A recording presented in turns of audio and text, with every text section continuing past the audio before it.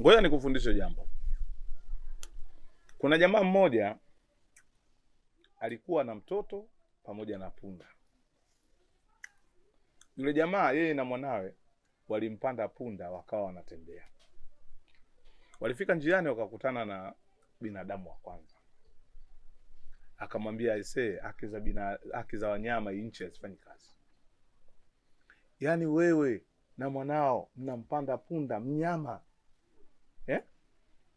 Mnamnyanyasa. Mbona hauna huruma, una roho mbaya?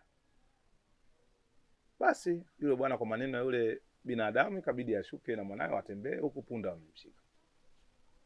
Kufika mbele wakakutana na binadamu mwingine. Wakamwambia yani nyinyi kweli hivi akili zenu ziko sawa kweli?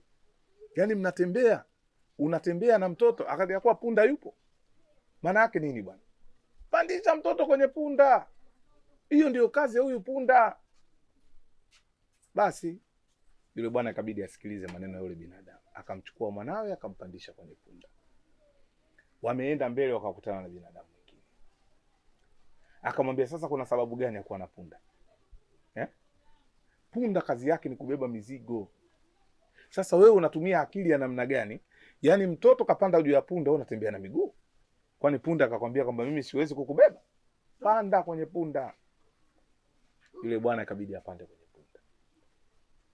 Sijui umenielewa? Hapo kwanza kimsingi akaanza kushangaa sana. Hivi binadamu wapoje? Kila ninalolifanya ni baya. Hii inakupa picha gani? Nakufundisha kwamba binadamu wa leo huwa hawaliziki. Hakuna wema utakaomfanyia binadamu alafu akalizika. Umenielewa hapo? Kwa hiyo kama unataka kumfanyia wema binadamu, fanya kutokana na kipato chako na sio shida alizonazo. Una maana gani Profesa? Nakufundisha kwamba ndugu aliziki na binadamu atosheki. Sasa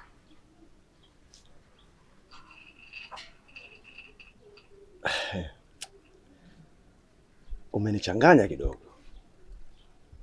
Na vipi kuhusiana na ndugu? Kwanza ndugu sio wako peke yako. Ndugu ni ndugu yenu.